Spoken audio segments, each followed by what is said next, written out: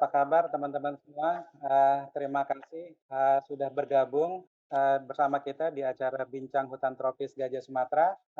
Edisi kali ini adalah edisi perdana dari talk show Bincang Hutan Tropis yang diadakan oleh TFC Sumatera, yang rencananya kita akan mencoba mengadakan secara reguler supaya kita bisa mengenal lebih jauh tentang konservasi hutan Sumatera. Ada yang menyebutkan gajah Sumatera itu sebenarnya kalau ibaratnya ketika kita menguji gajah Sumatera lewat orang buta. Ketika orang buta itu memeluk kakinya, mungkin gajah itu akan dibilang seperti batang pohon, ketika dipeluk belalainya mungkin seperti ular, ketika dipeluk badannya mungkin seperti tong besar. Jadi mungkin persepsi kita banyak sekali tentang gajah Sumatera. Mungkin tidak ada yang salah, cuman memang pengetahuan kita yang terbatas tentang gajah Sumatera. Nah, dengan bincang-bincang santai kali ini kita akan mencoba mengenal lebih jauh. Semoga pemahaman kita tentang gajah Sumatera bisa lebih utuh. Mungkin bisa diperkenalkan, Yud, siapa pembicara kita kali ini? Terima kasih Mas Iwan. Jadi halo Sobat Konservasi. Eh, Hari ini kita sudah mengundang narasumber yang kompeten untuk soal gajah, Mas. Beliau adalah praktisi konservasi yang fokus untuk gajah Sumatera. Selamat sore Bang Wahdi. Selamat sore Mas Yuda. Oke. Selamat sore Mas Iwan dan Sobat Konservasi semuanya. Nah, jadi beliau ini sudah sejak 96 aktif menjadi praktisi konservasi gajah. Selama hampir 16 tahun beliau pernah aktif juga di FFI Aceh untuk proyek konservasi gajah Sumatera juga. Lalu pernah menjadi ketua FKGI, Forum Konservasi Gajah Indonesia, dan sekarang menjadi direktur CRU Aceh serta ketua Pusat Kajian Satwa Liar Unsiah. Baik, mungkin kita mulai aja tentang gajah. Kira-kira udah siap Bang Wadi? Oke. Ini enaknya aku panggil apa nih? Bang Wadi atau Pak Wadi atau Mas Wadi atau apa ini? Bang aja boleh. Bang Wadi ya. Enggak, sepertinya sudah siap Mas Iwan karena di depan beliau sudah ada gajahnya. Itu gajah asli apa Ya, bukan ya Pak? ini hybrid, sorry. Oke. Ini gajah hybrid, ada apa? Ada ciri-ciri Asia tapi juga ada Afrika ini. Ya, mungkin bisa artisnya mencoba membuat gajah Asia, mudah-mudahan mirip sedikit. Ternyata kalau dari mata awam Bang, sebenarnya kami melihat itu gajah sama semua Bang. Gajah itu ya besar seperti itu. Tapi ternyata beda ya Bang ya antara gajah Afrika, gajah Asia, gajah Sumatera juga ada kemarin juga yang di Kalimantan, ada spesies yang di Kalimantan. Ternyata beda ya Bang ya? Beda dengan apa? mungkin bisa cerita Ya kali ya. contohnya kayak gini, Gajah Sumatera tuh gimana? kita ngelihat, ini mohon maaf nih kayaknya saya nggak tahu audiens kita mungkin para expert juga kan, tapi kita mulai cerita dari yang sangat basic, tapi nggak apa-apa ya. Karena kebetulan tadi diceritain. Nah ini kalau gajah Asia kan dia ada dua yang paling jelas nampak secara morfologi dari luar. Itu ada dua dome di apanya itu, di kepalanya, tonjolan seperti ini, lalu tengahnya itu ada seperti parit ya. Kalau gajah Afrika dia nggak ada punya dua tonjolan seperti ini, dan ada banyak ciri khas lain yang membedakan.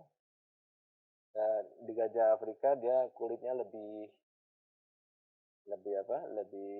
kasar, lebih tebal daripada gajah Asia dan lebih berlipat-lipat seperti itu. Ya, telinga juga sama ya. Kalau telinga gajah Afrika dia lebih lebar, gajah Asia lebih kecil. Nanti mungkin lebih detail bisa kita kasih ilustrasi perbandingan yang langsung di gambar. Kemudian juga dari kakinya itu dia punya kuku yang berbeda di depan dan di belakang. Di gajah Asia itu kuku depannya bisa 4 sampai 5, tetapi gajah Afrika bisa lebih sedikit dari itu, 3 atau 4. Jadi itulah beberapa perbedaannya, tapi kita mungkin tidak akan terlalu lama di situ ya. Betul Bang. Nanti selebihnya bisa cari di jelas Google kalau ditanya siapa yang lebih handsome, yang lebih ganteng pasti gajah Asia. Ya. Iya. Tapi nanti pengetahuan kita pengetahuan detail yang nggak banyak orang tahu, Bang. Itu dari pengalaman saya sendiri ketika ingin menampilkan gajah gitu ya, ternyata banyak sekali teman-teman yang Hmm.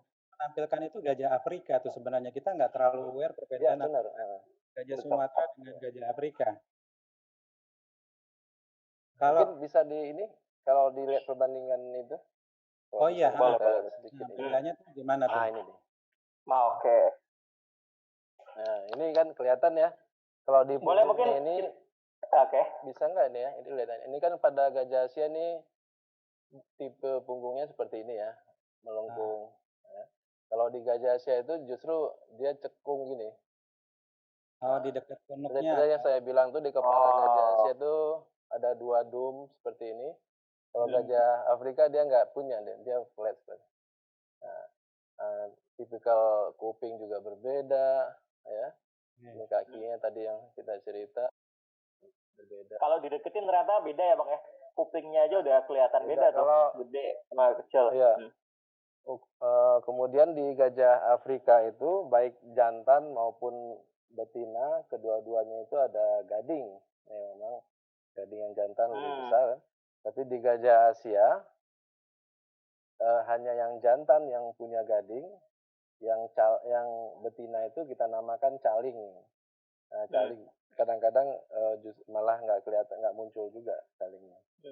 Jarang sekali ada gajah jantan yang tidak bergading, tetapi di beberapa negara lain banyak ditemukan gajah Asia yang jantannya pun tidak punya gading.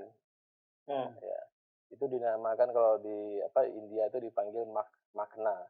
Dan kita pernah sekali waktu ketika memasang GPS Collar di gajah di Aceh di Benar Meriah, tanpa sengaja kita menangkap gajah jantan yang makna, tidak punya gading walaupun jantan. Kita hanya tahu ketika setelah dibius, ya ciri-ciri ketika obat biusnya bekerja dengan baik, dia tentu mengalami relaksasi termasuk semua organ tubuhnya, termasuk penisnya. Jadi ketika obatnya bekerja lalu kelihatan penisnya keluar, baru tahu ini jantan walaupun tidak punya gading ya. Nah, bisa yang lain, yang satu lagi perbandingan. Nah, ini gambar saya sendiri nih. Kita lihat perbandingan size juga ya. Ini gajah Afrika yang di samping saya Gajah ini.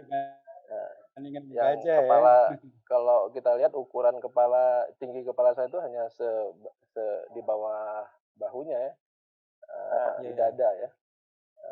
Ini gajah Asia di sebelahnya kira-kira seperti itu. Jadi ada perbedaan juga secara ukuran. Kalau gajah Afrika itu bisa mencapai 6 sampai 7 ton. Tapi kalau gajah Asia rata-rata itu kita 3, 4, nggak pernah lebih dari 5 ton, jarang sekali. Jadi juga. Kalau Bang yang kemarin sempat di Kalimantan itu spesies yang dari mana tuh, Bang? Oke. Di Afrika dengan Asia 2 spesies yang berbeda. Tetapi di gajah Asia sendiri ada beberapa subspesies, ya. Levelnya bukan spesies tapi subspesies. Yang tersisa sekarang diketahui ada 4 subspesies. Dan Indonesia itu sangat unik sekali bahwa kita punya sekaligus 2 subspesies. Satu subspesies gajah Sumatera dan satu lagi itu subspesies gajah Borneo. Sementara 2 yang lainnya Elephas maximus maximus dan Elephas maximus indicus. Ya. Tapi karena ini juga ilmu dan teknologi berkembang terus, penelitian tentang genetik juga berkembang. Nah, justru sekarang muncul ada beberapa challenge dari para ilmuwan yang selama ini kita kenal dengan gajah Sri Lanka, Elephas maximus maximus, ternyata tidak berbeda terlalu signifikan dengan gajah yang di mainland India atau Elephas maximus indicus. Tapi kemudian yang dulunya kita ragu tentang gajah Kalimantan, gajah Borneo ini apakah dulu ini dianggap sebagian orang menduga mungkin ini gajah jinak yang dulu ditransfer ke Kalimantan, ke Borneo. Ada cerita sejarah kerajaan Sulu yang menerima hadiah dari dua ekor atau sepasang gajah seperti itu. Tapi penelitian genetik yang semakin jauh akhirnya membuktikan bahwa gajah Borneo ini memang gajah yang subspesies yang memang unik sendiri, berbeda dengan gajah Sumatera jauh. Jadi artinya apa? Gajah Sumatera itu adalah satu-satunya gajah di dunia yang diberikan status oleh IUCN sebagai kritis terancam punah. Ini bukan hal yang menggembirakan buat kita, tetapi kenapa di negara lain yang jumlahnya mungkin lebih sedikit daripada gajah Sumatera tidak ditetapkan sebagai kritis, mereka mengikut sebagai endangered saja, ya, tidak kritis, karena di tempat lain mereka berbagi antar beberapa negara itu satu subspesies ya. Elephas maximus itu ada di beberapa negara. Tapi kalau Elephas maximus sumatranus tidak ada di negara lain, hanya ada di Sumatera. Hanya ada di Itu Indonesia, hanya ada di Sumatera. Hanya ada di kita. Sehingga itu yang membuat kemudian gajah Sumatera sangat penting bagi dunia. Kalau dunia merasa penting, tentunya Indonesia otomatis secara nasional juga menganggap sangat penting. Nah ini memang beberapa provinsi yang di Sumatera yang tersisa kita harapkan bisa sukses menggendong mandat nasional untuk kita tetap punya gajah lestari sampai ke anak cucu lah kira-kira. Jadi bisa dipastikan kalau gajah Sumatera itu tidak ada di tempat lain selain Sumatera gitu, Bang? Ya, betul. Cuman di sini aja, berarti memang kita mengembang. Tapi kalau gajah Borneo kita share ya antara dia transboundary antara Indonesia dengan Malaysia di Sabah. Memang kalau populasinya jauh lebih banyak gajah Borneo yang di Malaysia, di belahan Malaysia. Total keseluruhan gajah gajah Borneo sekitar 2.000 ekor, dan kadang-kadang kita populasi gajah Borneo juga bukan kadang-kadang, memang kita juga punya populasi itu yang kemudian juga mereka traveling antara Indonesia dan perbatasan Malaysia. Nah ini yang juga cukup rumit karena kita harus sinergi antara rencana proteksi atau konservasi gajah di belahan kita dan juga di negara lain. Jadi butuh koordinasi yang lebih kompleks antar lintas negara. Nah, Bang, kita tuh kan selalu bercanda ya kalau kita kan bertandanya gini. Kita makan gajah aja makan rumput hijau-hijauan aja masih gede kayak gitu kan. Kita jadi ngapain perlu makan sayur gitu kan. Nah, sebenarnya Bang, gajah itu sistem makannya, sistem percayaannya gimana, terus kemudian berapa besar sih kebutuhan dia untuk makan itu kayak gitu, dan homorinnya atau ketersediaan habitatnya seperti apa, boleh diceritakan nggak Bang? Iya, tadi kan gajah makan rumput aja gendut dan besar ya, makanya gajah pengen keto juga, mau diet keto deh. Menghilangkan karbohidrat gitu. Kidding. Jadi ini memang sekaligus fakta yang akan kita ceritakan ini menjadi faktor penyebab kompleksnya strategi konservasi gajah, karena pertama dia adalah makhluk darat terbesar di dunia yang tersisa. Masalahnya dia tidak sendiri, dia hidup berkelompok, ya, tidak sama seperti beberapa spesies lain yang hidupnya soliter, tapi gajah dia hidup berkelompok. Sehingga kebutuhan suplai pakan alaminya itu luar biasa. Sendiri aja makan dia bisa 150 kilo per hari ya. Nah, kalau bayangkan kalau dia dalam grup yang besar, dia perlu suplai pakan yang luar biasa banyak ya. Sehingga si gajah secara natural butuh sebuah strategi yang mangkus, yang ampuh supaya dia bisa sustain, dia bisa lestari, dia bisa memastikan cukupan ini sumber pakannya, gitu ya. Kemudian itu yang membuat dia harus memiliki home range yang sangat luas, karena dia berjalan berkelompok dan makannya banyak, sehingga kemanapun dia pergi, dia harus bisa memastikan setiap saat tersedia suplai pakan alami yang cukup di situ. Nah, untuk memastikan itu dia harus berjalan jauh sehingga ketika nanti ketemu rotasinya, ketika dia sudah memakan banyak vegetasi di sebuah tempat, ketika dia kembali ke dalam siklus itu sudah tumbuh kembali, sudah tersedia suplai pakan alami di situ. Itu yang membuat dia butuh home base. Nah, ini sekaligus menjadi challenge buat kita karena satu unit populasi membutuhkan minimum requirement yang luar biasa, sehingga tentunya ini juga berkompetisi dengan kebutuhan lahan untuk pembangunan. Ini sekaligus menjadi kemudian challenge untuk konservasi gajah. Jadi tidak cukup kita untuk melestarikan gajah punya sebuah lahan yang bagus, itu yang hutannya bagus, tetapi tidak cukup luas, itu nggak cukup. Jadi butuh tantangan untuk bisa mengonservasi gajah, tidak hanya cukup luasan secara kolektif, tetapi dia harus continue, harus punya ketersambungan. Tapi kalau terfragmentasi pasti di antara itu ada kegiatan aktivitas budidaya, masyarakat pasti muncul konflik. Nah, ini yang kemudian membuat atau meningkatkan resiko bagi gajah sendiri. Tadi pertanyaannya apa? Soal makan tadi toh? Iya. Makanya makan larinya ke situ. Oke.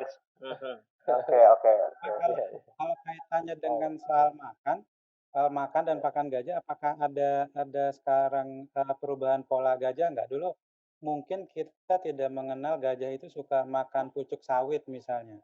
Dan sekarang saya dengar di banyak tempat gajah malah punya pucuk sawit. Apakah karena kehadiran misalnya perkebunan sawit yang meluas ini juga bisa merubah pola diet si gajah, Bang? Ya. Nah, ini memang perubahan itu ya namanya makhluk hidup, semua orang belajar termasuk gajah. Gajah itu tidak belajar hanya ketika di bangku sekolah di PLG, tetapi setiap detik dalam kehidupannya dia belajar, sama seperti kita. Manusia tidak hanya belajar di sekolah, tuh kita belajar di mana-mana. Jadi dia beradaptasi. Jadi komoditi yang sekarang diintroduksi dan dikembangkan begitu luas, banyak diantaranya sesungguhnya introduksi, bukan komoditi yang original dari Indonesia atau dari Sumatera. Ya. Termasuk tadi disebutkan sawit. Sawit kan diintroduksinya di abad keberapa sih, baru-baru aja. Kan justru Indonesia yang berperan sangat penting, sangat untuk mengembangkan, membudidayakan dan memuliakan sawit sehingga dia bisa berproduksi seperti saat sekarang ini. Jadi ada proses yang penelitian dan pengembangan luar biasa. Tapi awalnya kan kalau tidak salah saya diintroduksi dari Mauritius dan tidak punya daya produksi seperti sekarang ini. Jadi zaman-zaman itu sebelum mulai diintroduksi ke Indonesia, sawit tidak dikenal oleh gajah di Sumatera, tetapi kemudian dia tahu beberapa jenis komoditi yang diintroduksi ini enak atau palatable, sehingga ini menjadi sasaran, tentunya menjadi penyebab gajah kemudian memakan karena dia suka. Jadi belum tentu juga bahwa dia kekurangan pakan di dalam kawasan juga ya, Bang, karena mungkin karena lebih suka dengan sawit, bisa begitu kan? Benar sekali, karena faktor yang menyebabkan konflik tidak hanya semata-mata itu ada komoditi yang disukai, tetapi secara historical mungkin saja tempat itu merupakan home range-nya, ya, jalur gajah yang memang dia selalu lewati. Nah, ketika manusia masuk ke situ, kita merubah jenis vegetasinya dengan yang kita tanam, kan ketika dia sampai siklus dia lewat, dia bingung nih, kok ada yang buat restoran di sini kan gitu. Mungkin coba dicicipin dulu. Nah itu.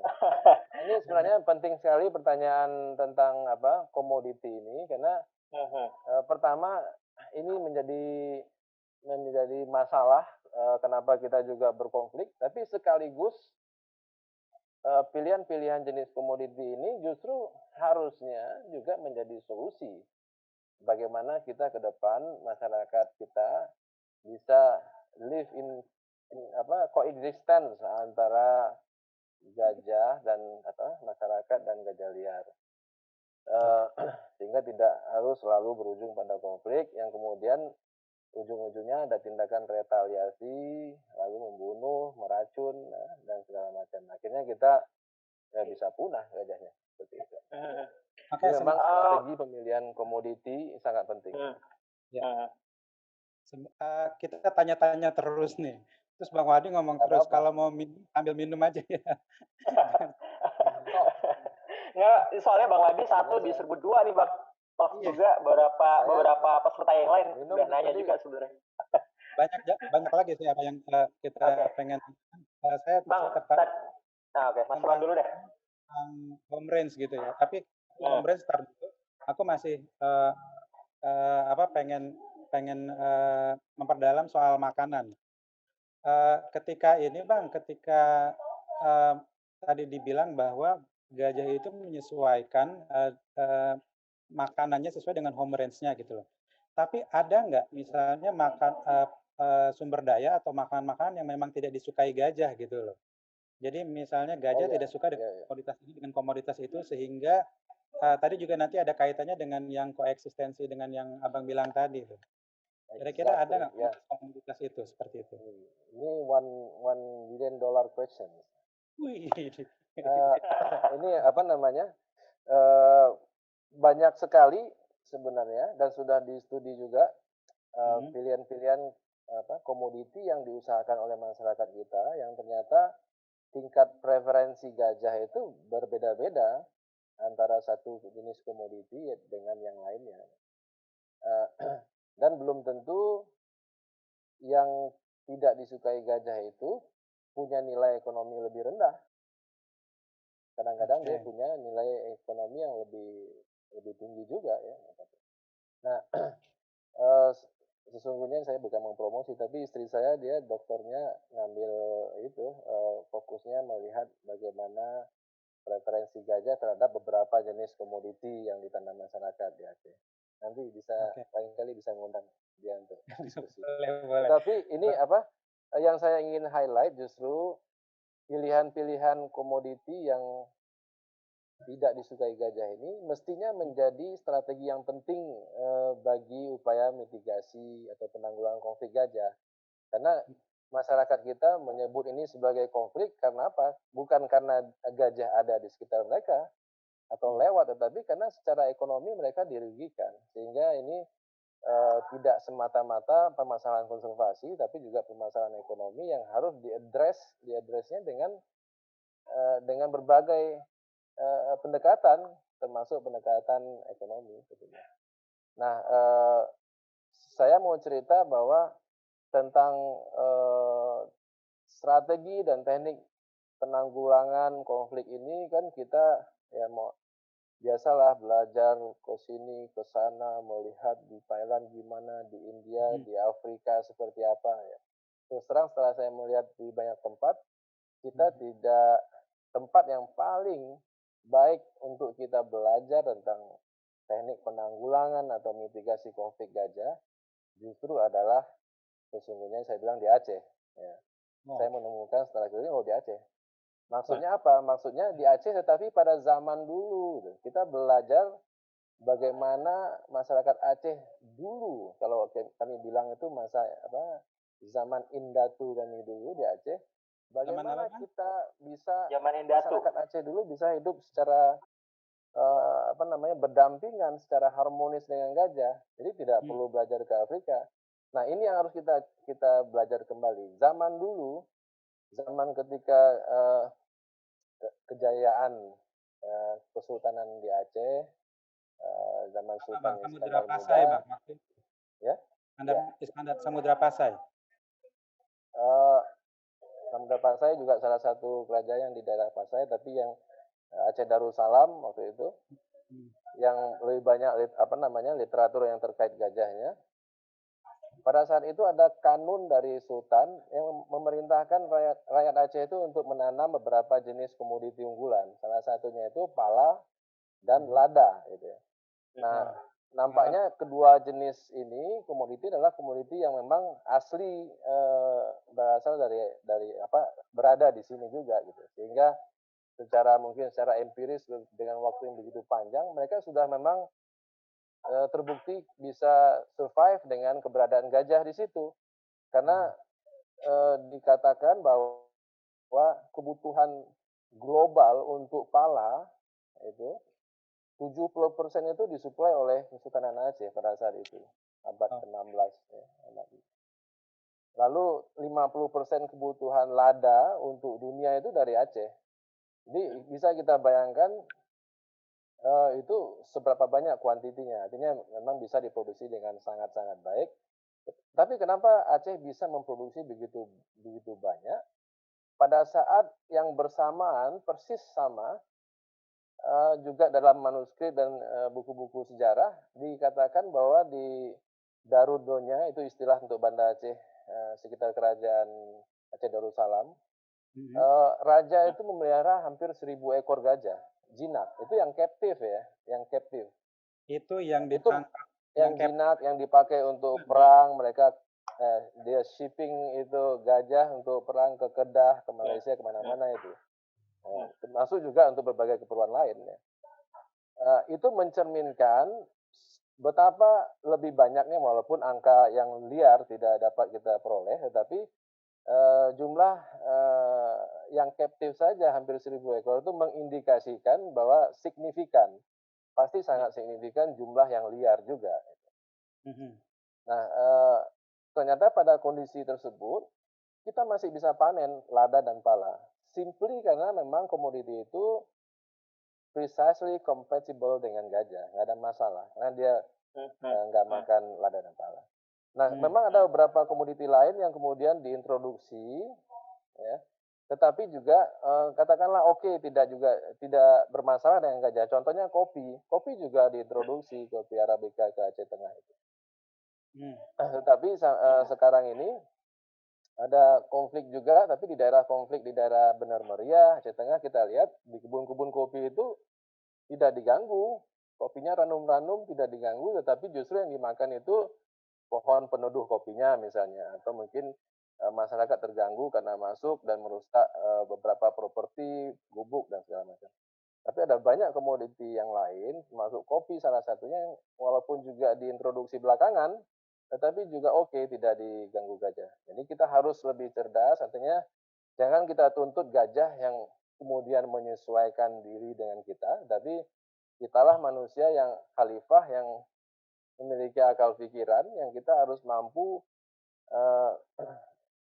mencari cara supaya kita bisa hidup berdampingan dengan gajah. Nah, Bang, ini saya bacakan pertanyaan dari Q&A yang ada ya sebenarnya. Ini mumpung terkait dengan soal ini mumpung terkait dengan soal koeksistensi yang tadi Bang Wahdi sebutkan tadi. Bang, di manakah kita teman-teman bisa belajar soal kondisi koeksistensi manusia dan gajah di daerah Sumatera? Abang ada pembelajarannya nggak di mana bisa melihat hal tersebut? Ya, tadi yang sudah salah satu yang dicontohkan, kalau masyarakat yang menanam nilam misalnya di Aceh Jaya, di Pantai Barat, dan juga di Pantai Timur juga ada. Nilam itu jangankan gajah, babi pun dikabarkan nggak mau makan tuh nilam, karena mungkin ada kandungan alkali tertentu yang si gajah tidak suka, dengan aroma, dengan juga serai wangi sekarang ini di beberapa daerah di Aceh Tenggara, Aceh Gayo Lues juga mulai dikembangkan, termasuk Benar Meriah. Harapan saya ini komoditi yang juga bisa cocok untuk ditanam di sekitar habitat gajah. Kemudian jenis-jenis jeruk, lemon, ya di daerah Aceh Besar, di sekitar Sare, itu kawan-kawan termasuk Mahut kita juga sudah mulai menanam itu jeruk lemon dan mudah-mudahan itu cukup baik lah, tidak diganggu oleh gajah. Lemon juga sudah dikembangkan oleh kawan-kawan di Trumon sebagai contoh bagi masyarakat. Tapi ada beberapa jenis komoditi lain yang mungkin berpotensi, termasuk di cengkeh juga salah satu yang oke. Tadi pala, lada, jenis jeruk-jeruk nipis seperti itu juga jeruk purut juga tidak juga oke untuk dikembangkan. Nilam juga punya value yang luar biasa ya. Nilam, tetapi yang menjadi isu bagi nilam itu selama ini ditanam dengan cara yang ladang berpindah. Nah, itu yang praktek yang tidak baiknya.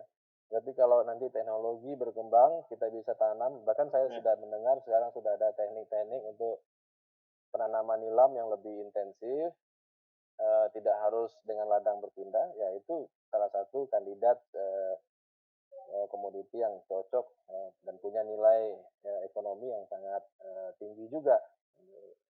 Nah, di luar ini, saya mau cerita di luar berbagai pilihan komoditi pertanian dan perkebunan, ini kan sesungguhnya yang kita ceritakan adalah livelihood masyarakat. Bagaimana masyarakat bisa mengembang berkehidupan, perekonomiannya tidak terganggu kan. Tetapi kan tidak semata-mata kehidupan itu atau livelihood hanya di bidang sektor pertanian dan perkebunan. Ada banyak pilihan-pilihan livelihood yang lain yang juga sesuai, misalnya perikanan darat. Kita ada banyak sekali sungai, tapi di beberapa tempat di Sumatera saya tidak melihat budidaya ikan air tawar misalnya, tidak terlalu intens seperti halnya di beberapa tempat di Jawa Barat itu. Nah, itu kita punya potensi yang luar biasa. Kemudian peternakan, mulai dari bebek, ayam, kambing, sapi, itu nggak dimakan sama gajah. Karena gajah masih vegetarian ya. Kita nggak makan tuh bebek sama ayam. Nah, kalau itu dijadikan, jadi kita jangan untuk mencapai tujuan kesejahteraan masyarakat, jangan kita membabi buta lalu dedikasinya lupa. Dedikasinya di beberapa jenis komoditi. Mestinya dedikasi kita adalah di pilihan-pilihan bagaimana masyarakat tetap sejahtera, tapi begitu banyak cara lain. Ya, tidak harus stuck dengan satu komoditi, sudah gagal, coba lagi, gagal, coba lagi. Akhirnya kan masyarakat yang kasihan, karena mereka tidak memiliki modal yang banyak.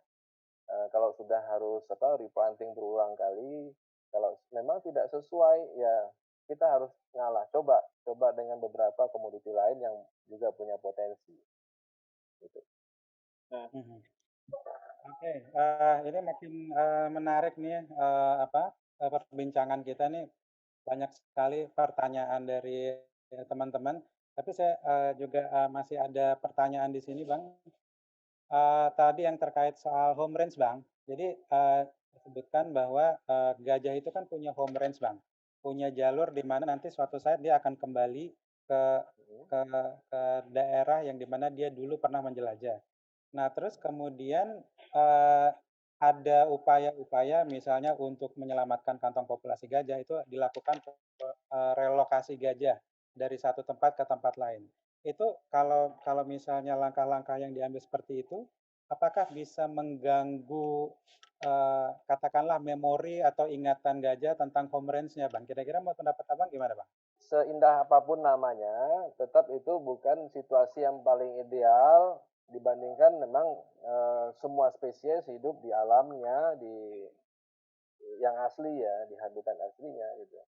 Tetapi translokasi itu menjadi bagian strategi penting ketika berbagai pertimbangan konsideran yang lain, pertimbangan konservasi kemudian membuat jatuhnya keputusan untuk melakukan translokasi. Tetapi translokasi tidak dilakukan secara random gitu ya. Pengen translokasi nggak bisa gitu. Memang itu bukan kondisi yang paling ideal, tapi kadang-kadang kita harus melakukan. Contohnya kapan?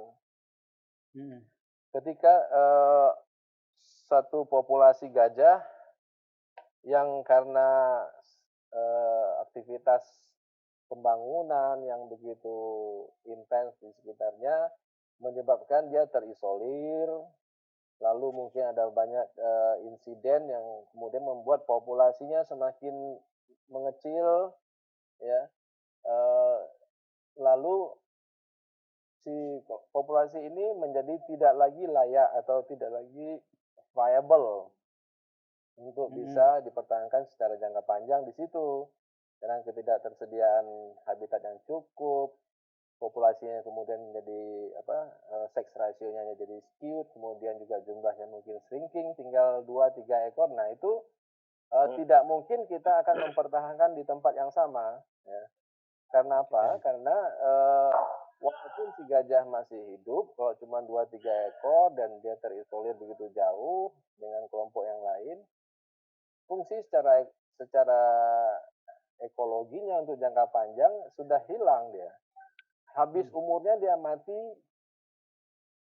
dia akan kemudian jadi punah selamanya. Jadi dalam kondisi itu daripada kita membiarkan, lalu kontribusinya yang positif tidak ada, justru kontribusi yang negatif, dia jadi melakukan bad campaign dengan konflik-konflik yang dilakukan di mana di tempat dia berinteraksi dengan masyarakat.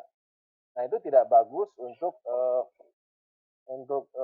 awareness juga kepada masyarakat untuk mendukung program konservasi, bahkan juga tidak baik untuk dia sendiri, sehingga kita mesti memberikan chance, kesempatan kepada sisa kelompok itu untuk masih kembali memerankan peran konservasinya dengan cara dia kemudian dipindahkan ke kelompok yang lain, sehingga dirinya sendiri kemudian menjadi fresh blood ya untuk memberikan variasi genetik di kelompok yang dia akan bergabung nanti. Sehingga kalau kelompok yang akan menerimanya juga punya masalah sex ratio, juga punya masalah kekurangan jumlah populasi yang sehat, sehingga penambahan jumlah itu membuat si kelompok yang akan menerima menjadi lebih viable, lebih kuat dia untuk bisa memerankan fungsi konservasi untuk jangka panjang. Itu yang membuat kita kemudian harus melakukan translokasi gitu. Sebelum kemudian ada pilihan-pilihan yang lebih tidak baik lagi yang lain gitu. Nah, pada kondisi yang mungkin lebih buruk, ya pilihannya mungkin tidak hanya translokasi, tapi kadang-kadang pada situasi tertentu kalau dia cedera, ada gajah yang cedera, tidak mungkin dia akan, atau baby gajah yang ditinggal mati oleh induk, ditinggal kelompok, ya tinggal sendiri, terjerat misalnya, itu harus kita rescue dan dia harus dibawa ke captivity, dibawa ke PLG untuk di rescue, di treatment dengan baik, diobatin, lalu bisa mensupport strategi konservasi gajah di captive, gajah konservasi ex situ di captivity. Tapi kembali ke translokasi, itu adalah sebuah kebutuhan konservasi yang memang harus diambil. Nah, tapi kemudian apakah gajah yang ditranslokasi kemudian dia akan kehilangan memori di mana habitat aslinya? Itu pasti, karena di tempat yang baru. Nah, sehingga memang ada pembelajaran penting yang dilakukan oleh beberapa negara lain, seperti contohnya di Sri Lanka. Mereka sudah banyak sekali melakukan itu, ada banyak sekali kegagalan, tapi bukan berarti kita kemudian memblacklist opsi-opsi translokasi, karena kita masih tetap membutuhkan itu. Tetapi kita harus belajar bagaimana translokasi kita lebih berhasil daripada event-event yang gagal sebelumnya di tempat-tempat lain. Nah, si gajah juga punya kemampuan untuk beradaptasi. Jadi dia punya juga navigasi biologi ya. Dia tahu ditangkap di sana, ketika dibawa ke tempat lain, nanti dia tentu ada keinginan untuk kembali ke arah dia ditangkap gitu. Nah, harapannya titik kita melepas itu memberikan kesempatan kepada gajah untuk bisa mendapat experience baru, tahu di mana air, di mana ada pakan sambil dia berjalan menuju, tapi nanti ketika ada treatment artificial barrier di tempat releasing site-nya di tempat yang baru akan terbatas, tetapi dia sudah mendapat pengalaman sedikit dan dia bisa kembali dan mengembangkan pengalaman yang baru. Nah, tentunya tadi ketika kita bicara translokasi, tidak bisa hanya mendamping gajah pindah-pindah tanpa ada persiapan. Jadi yang paling penting sekali, baik itu keputusan awal kapan kita bisa melakukan sebuah translokasi untuk sebuah populasi, tapi juga yang paling penting ketika memutuskan di mana harus dipindahkan, harus ada persiapan yang cukup matang untuk kawasan penerima. Misalnya strategi barir, ada banyak gap yang mungkin berpeluang dia bisa keluar ke kawasan budidaya, lalu menyebabkan konflik yang baru. Nah, kita tidak ingin memindahkan masalah, sehingga kita harus melakukan treatment persiapan. Jadi barir strateginya harus tuntas, secara aspek sosial, sosial kemasyarakatannya kita harus tentunya berbicara dengan semua pihak agar masyarakat di sekitar itu, pemerintah setempat bersedia menampung dengan segala resiko yang tentunya kita tidak akan lepas tanggung jawab tentunya.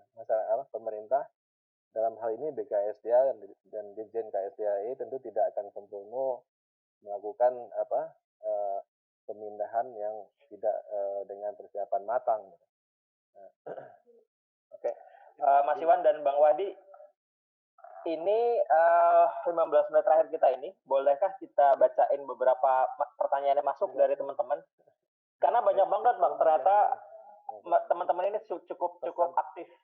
Nanti kalau misalkan kita masih kurang waktunya, nanti kita bikin yang kedua ya Bang ya. Nah, boleh nanti kita bikin yang kedua fokus. Audien ada 130, 140. Nah, dan mereka ternyata mantengin terus Bang, kayaknya karena ini menarik kayaknya. Bang, saya bacain ya beberapa pertanyaan yang mewakili. Ini tadi banyak banget yang nanya soal gajah tunggal atau dispersal, yang banyak banget menjadi salah satu tantangan konflik di beberapa kawasan hutan, sekitar kawasan hutan lah di Sumatera. Nah, ini sebenarnya apa yang menyebabkan sih Bang? Kenapa ada gajah soliter kayak gitu? Kenapa ya? Bukan kenapa ada gajah soliter, mungkin maksudnya karena itu memang yang namanya kelompok gajah, yang herd-nya itu memang dia biasanya sebuah kelompok yang dipimpin oleh betina yang dinamakan matriark. Itulah yang membuat si gajah ini sangat unik. Udah dia hidupnya rame, tapi pimpinan kelompok itu betina. Dia punya struktur yang sangat kompleks. Nah, semua yang jantan pada satu ketika dia harus keluar dari rumah. Gitu. Kalau manusia pun kita udah di Aceh itu udah agak dewasa, udah sunat tuh malu tidur di rumah itu kan, tidurnya di menasa. Tidur di menasa di luar. Jadi gajah mungkin juga secara natural, kalau si jantan yang sudah bertumbuh tetap dalam kelompoknya, apa yang terjadi? Yang terjadi nanti tentunya pergaulan bebas kan. Yang nanti dia kawin dengan saudara kandung, kawin dengan adiknya, sehingga nanti kan mengurangi kualitas genetiknya yang bisa berakibat buruk terhadap populasi itu sendiri. Jadi secara natural sudah istilah kita itu sudah ya, sunatullahnya ya, dia memang keluar itu. Begitu dia mulai jantannya sudah mulai pradewasa, dia keluar.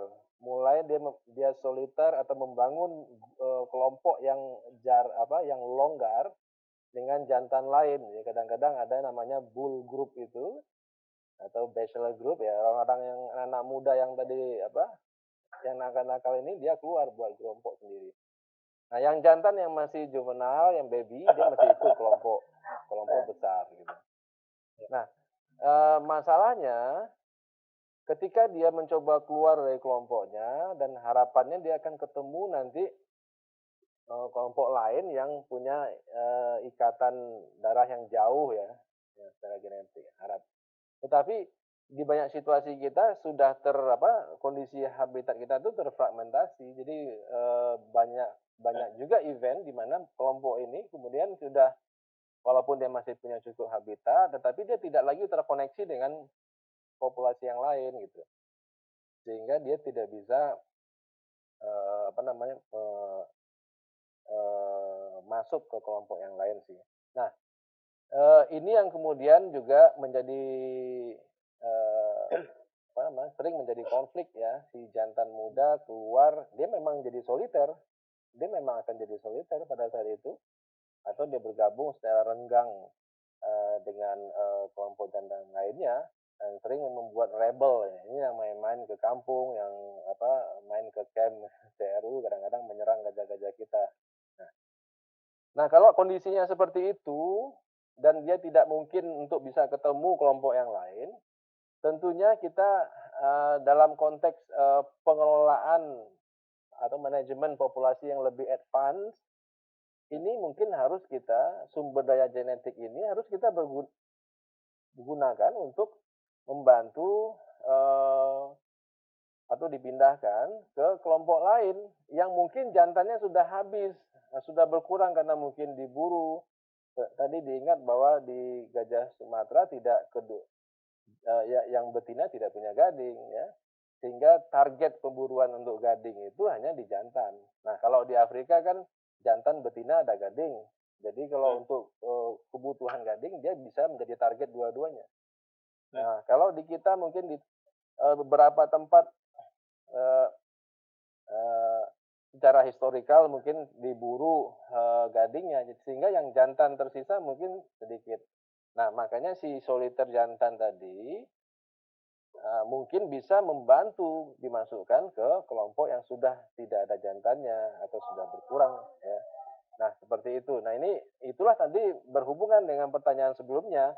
Inilah case yang real kapan sebuah translokasi mungkin dibutuhkan. Tapi tetap dengan semua persyaratan yang lain, butuh ada treatment untuk strategi barrier, artificial barrier, dan segala macam. Perlu ada tim yang bertugas untuk menjaga, perlu early warning system, tentu harus kita pasang GPS kolar di individu yang kita translokasi, untuk kita bisa monitor pergerakan hariannya, kalau perlu memang disetting supaya lebih real time ya, supaya lebih cepat mengetahui pergerakannya, mungkin interval 1 jam kita harus tahu ketika kita mentranslokasi. Mungkin mau tanya juga tadi Abang bilang kan ketika misalnya ada gajah soliter, kemudian bisa dipindahkan ke satu kawanan yang didominasi oleh betina sehingga mungkin bisa terjadi misalnya pertukaran variasi genetik dan segala macam. Ada yang tanya apakah bukankah gajah itu makhluk sosial? Apakah relatif mudah Bang gitu misalnya mengintroduce kawanan baru atau orang baru ke dalam satu kawanan gajah, atau sebenarnya mereka tidak terlalu sebagai makhluk yang quote unquote sosial gitu. Apakah gampang Bang misalnya ya udah campurin aja kok sama-sama binatang pasti bisa berkembang biak. Kira-kira gimana pertanyaannya Bang? Ya. Saya percaya untuk menjawab itu, bukan saya mau ngeles. Dia gajah ini terkait perilaku itu banyak hal terkait perilaku di gajah itu dia sangat individual. Jadi kadang-kadang kita tidak bisa mengeneralis segala sesuatunya terhadap gajah. Pengalaman yang lebih jelas itu kita bisa lihat di komunitas zoo dunia yang sudah melakukan bisnis ratusan tahun juga ya, sudah ada banyak pengalaman produksi kelompok dengan kelompok lain, Afrika dengan Asia dan segala macam. Nah, itu responnya sangat individual. Jadi ada yang sangat mudah untuk diadopsi, ada juga yang tidak mudah. Bahkan ketika satu ekor bergabung dengan sebuah kelompok, mungkin respon kelompok itu juga tidak sama antar individu dengan individu yang lain. Tapi juga sebuah fakta bahwa gajah pun tadi dikatakan kan setiap detik dia belajar. Dan itu juga ada kemungkinan perubahan, adaptasi, adopsi dan segala macam. Jadi peluangnya ada, tapi mungkin hanya perlu kita perlu mempersiapkan, ya kan, atau mengantisipasi segala kemungkinan sehingga kita bisa melakukan tindakan-tindakan yang diperlukan ketika katakanlah rencana itu tidak yang terjadi tidak sesuai dengan rencana. Ya Bang, satu hal yang mungkin ini juga jadi isu kekinian yang kemarin lusa kan ada berita di headline di The Guardian bahwa ada 370 gajah meninggal di Botswana secara mendadak, ya kan? Ya. Belum dipastikan penyebabnya apakah itu virus atau racun seperti itu. Racun atau apa ya? Ya kita belum tahu. Nah, satu pembelajaran apa yang bisa kita ambil untuk mengantisipasi itu di Indonesia? Yang kedua, pernahkah ada kejadian serupa kematian mendadak atau kalau di dalam tulisan Guardian itu dia sebutnya conservation disaster, bencana konservasi kan? Pernah nggak ada satu kejadian seperti gajah meninggal mendadak dan banyak di Indonesia? Ya, ini yang sepanjang saya tahu ya, ini fenomena cukup menarik. Tadi disampaikan lebih dari 360 ekor yang mati dalam beberapa bulan terakhir. Dan belum ada belum tuntas ya tentang diagnosa kenapa itu atau penyebabnya kenapa dia mati. Tapi ada juga yang saya baca di sebuah artikel, dia sebelum mati itu ada berputar-putar, itu mengindikasikan ada inkoordinasi sistem persarafannya berarti. Jadi mungkin ada bisa diarahkan ke beberapa penyebab. Tapi yang nanti pastinya tentu dibutuhkan pemeriksaan laboratorium ya. Nah, kita pun di manusia kan juga baru mengalami disaster dan sekarang masih disaster juga ya. Dengan munculnya COVID-19 ini. Nah, dalam teori tentang perubahan iklim yang saya pernah baca itu ya. Itu salah satu yang dikhawatirkan dengan perubahan iklim ini adalah yang namanya emerging and dan yang newly emerging disease atau yang re-emerging. Jadi tidak ada peluang munculnya penyakit-penyakit baru atau re-emerging, itu muncul kembali yang dulu-dulu sudah pernah. Ya. Nah, sebenarnya pada gajah itu yang beberapa waktu yang lalu itu yang fenomenal adalah yang dinamakan EEHV, Elephant Endotheliotrophic Herpes Virus. Jadi virus herpes yang khusus pada gajah, tapi dia menyerang lebih kepada gajah-gajah yang juvenile, yang masih kecil, masih muda, tapi sampai umur 6 tahun masih bisa diserang. Nah, itu membuat panik semua fasilitas yang punya gajah captive juga, baik itu di negara maju maupun di kita. Dan kita sendiri di beberapa fasilitas ex situ kita juga pernah terkonfirmasi bayi-bayi gajah kita mati secara tiba-tiba mendadak gara-gara EEHP itu, ya, virus herpes pada gajah. Manusia juga punya herpes virus, tapi dia berbeda. Dan itu juga mendekam dalam tubuh manusia udah ribuan tahun juga. Jadi dia kadang-kadang bisa kemudian menjadi ganas kembali. Nah, kalau yang tiba-tiba mati secara kelompok besar tidak pernah yang saya mungkin karena keterbatasan pengetahuan saya, tapi kalau kemudian di daerah Baru Mun dulu sekitar tahun 2002 kali ya, itu massal juga, tapi karena saya percaya itu karena diracun waktu itu ada 17 ekor yang bergelimpangan. Nah, sudah ditangani waktu itu, tentunya ini menjadi keprihatinan kita semua pada saat itu ya bekerja bergerak cepat dengan kawan-kawan. Nah, tapi yang secara alamiah penyakit itu ya saya belum pernah tahu yang ada kematian massal.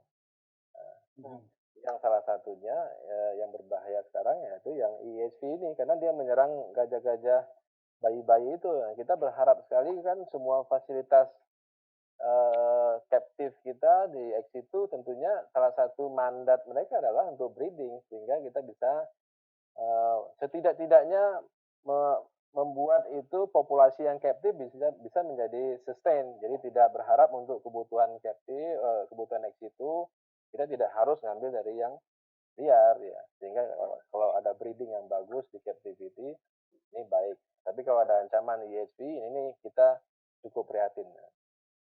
Bagaimana gajah dan manusia bisa hidup secara berdampingan tanpa mengganggu satu sama lain. Nah, saya kira ini untuk mencapai tujuan itu tidak cukup hanya orang konservasi yang bekerja. Coba dibukanya.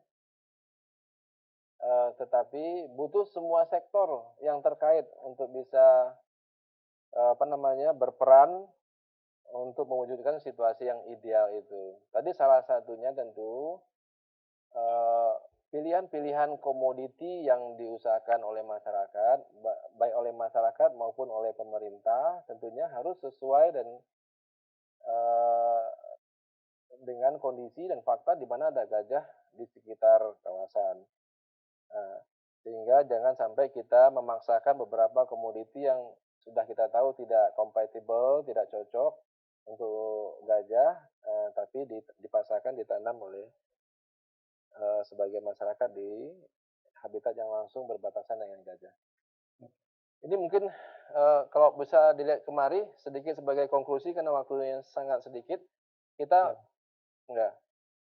Kalau dilihat di sebelah sini, ini kira-kira adalah kondisi atau habitat gajah in situ yang ideal yang kita harapkan dia hidup damai di sini ya. Ada sungai, ada gajah-gajah di sini ya, habitat yang cukup ya. Tetapi kita melihat ada satu ekor gajah di sini yang dipasang GPS Collar. Sebentar, spidol putihnya diganti. Nah, ini kemudian mensuplai data melalui satelit, kita bisa menerima di camp kita CRU. Lalu kita lihat di sini ada potensi barir alami ya, berupa tebing ya. Tapi kita tahu ada gap di sini yang kita harus pasang artificial barrier atau barir buatan. Bisa itu berupa parit seperti gambar ini atau power fencing atau apapun. Nah, kemudian kita punya tim CRU yang kemudian bersama masyarakat memonitor ini apakah barir kita efektif, early warning system kita, dicek datanya, GPS collar data kita tahu pergerakan hariannya, dan siap kalau seandainya gajah keluar, masuk ke kawasan budidaya, lalu berkonflik dan kita siap menggiringnya gitu. Nah, ini perlu apa? Perlu penyesuaian banyak hal. Nah, di sini kita lihat mungkin masyarakat bisa mengupayakan juga berbagai kegiatan agroforestry yang rendah risiko berkonflik berbagai jenis. Nah, itu mungkin salah satu sebagai konklusi ringan kita lah bagaimana kira-kira ke depan kita bisa hidup berdampingan dengan gajah, tapi gambarnya sederhana, mewujudkannya tidak sederhana. Butuh kolaborasi lintas sektor, kemudian butuh penataan habitat itu. Nah, yang fenomena yang sangat penting sekarang, kalau masih ada waktu, bisa masuk ke peta itu enggak? Habitat gajah. Yang 85% populasi itu. Kalau yang dilihat warna kuning ini adalah lahan dengan statusnya itu APL dan sudah ada HGU-nya ini, kuning. Nah, kalau kita lihat sebagian besar yang merah-merah ini berada di tengah-tengah yang kuning, betul apa enggak? Betul.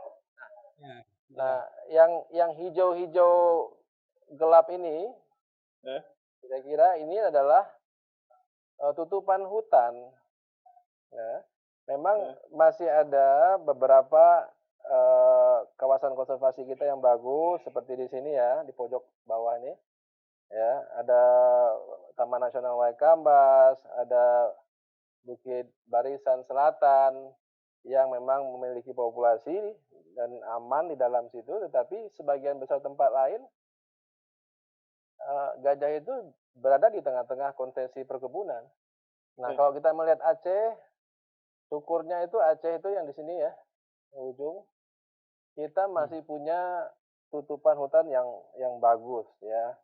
60% forest cover kita itu terestrial kita tuh masih ditutupi dengan hutan ya. Dan continuous forest terkoneksi satu sama lain. Nah, sehingga secara nasional sesungguhnya mandat untuk pelestarian gajah ini terbeban berat juga nih di Aceh, karena inilah harapan kita ke depan dengan forest cover yang masih bagus 60%, 3,5 juta hektar gitu ya. Tapi tentunya konsekuensinya juga konfliknya juga tinggi di sini kan, karena populasi yang tersisa hampir setengah populasi yang tersisa sekarang di Sumatera ada di provinsi Aceh. Ya, tadi kalau kita terjun ke Acehnya sendiri ini di peta yang samping, kita melihat itu gajah ada di mana-mana ya, tetapi sedikit sekali overlap dengan kawasan konservasi kita. Ini kita punya taman nasional dengan ukuran yang cukup besar ya, punya Taman Buru Lingga kita punya Cagar Alam Janto ya, Lingga Tetapi secara faktual tidak hanya di Aceh, tapi sebagian besar Sumatera, gajah itu tidak berada di dalam kawasan konservasi. Itu fakta yang harus kemudian mendikte kita bagaimana kita berstrategi untuk konservasi gajah. Nah, sebagian besar data GPS Scholar yang kita pasang, itu bahkan gajah-gajah itu roaming di APL, di luar kawasan hutan. Jadi tidak hanya di luar kawasan konservasi, bahkan di luar kawasan hutan. Sehingga tadi salah satu poin strategi kita bagaimana kita mengolah habitatnya yang notabene bervariasi fungsi dan status lahannya gitu. Ya. Nah, ini untungnya sekarang kita punya skema kebijakan yang baru dari pemerintah nasional dengan munculnya kawasan ekosistem esensial yang secara presisi bagi gajah itu sangat penting menjawab secara persis apa yang menjadi masalah selama ini, bahwa persebaran 85% populasi gajah di luar kawasan konservasi, justru KAE itu mengakomodir kepentingan itu.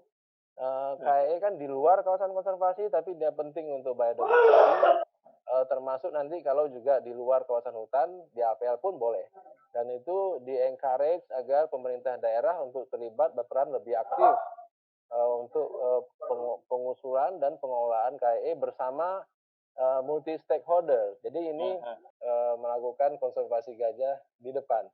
Nah, ini salah satu yang saya perlu highlight. Terima kasih kepada TFCA. Salah satu pilot project kita di Aceh Jaya justru itu, kita merecognize pentingnya sebuah habitat perlindungan gajah, meskipun tidak ada satupun kawasan konservasi di Aceh Jaya. Sebagian besar habitat dipangku di bawah pengelolaan KPH wilayah 1, tetapi tanpa harus merubah status fungsi kawasan, kita bersama-sama BKSDA dan stakeholder lain bersama KPH kita ingin melakukan active management dengan special purpose untuk konservasi gajah di situ. Jadi semua kebutuhan kita perlu GPS collaring, kita perlu strategi barrier, kita perlu tim Syaru yang di-upgrade fungsi, tugas dan tanggung jawabnya, kita lakukan semua di situ. Nah, ini alhamdulillah dengan dukungan pemerintah Aceh yang apalagi sekarang sudah ada kanun yang baru, kanun pengelolaan satwa liar Aceh, Nah, ini perda, saya pikir mungkin perda yang sangat langka, mungkin daerah lain tidak punya perda yang khusus untuk mengatur bagaimana pengelolaan satwa liar. Aceh sudah punya, sehingga kedepannya sinergi antara pemerintah daerah dan pemerintah pusat melalui UPT, BKSDA, ini lebih kuat lagi sinerginya. Karena ini sangat penting, karena kita yang satu sektor ini harus kuat dulu, ya, jangan sampai kita pun tidak kuat, tetapi kita berharap sektor-sektor lain harus mendukung. Itu kan jauh panggang dari api. Tapi kita sudah solid, kita mencoba ini, sudah kita praktekkan, insya Allah ruang sinergi ini ke depan harus kita perkuat lagi. Dan kemudian baru kita bisa berharap sektor-sektor lain juga ikut mendukung upaya konservasi gajah Sumatera di Indonesia.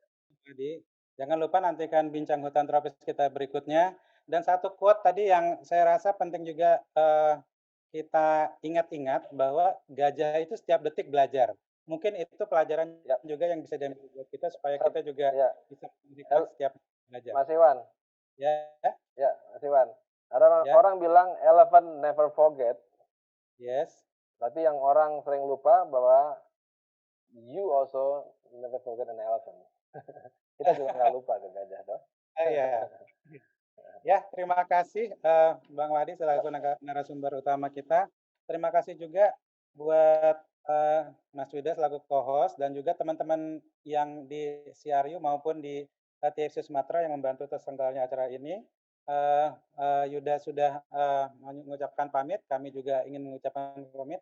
Terima kasih juga terutama buat sobat-sobat konservasi yang terus setia untuk mendengarkan kita. Sampai ketemu lagi di lain kesempatan.